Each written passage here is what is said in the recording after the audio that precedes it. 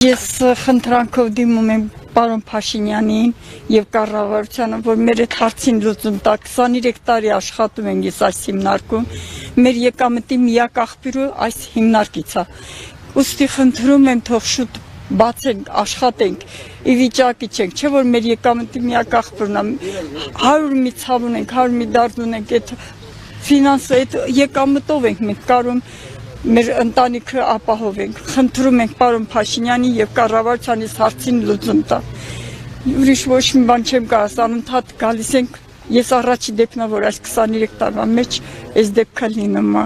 Կներեք, ուրիշ էլ ինչ կարամ ասեմ, ցավը տանը։ Ձեր եկամտի միակ աղբյուրն է միշտ հա, միշտ սրանով է 23 տարի, մեր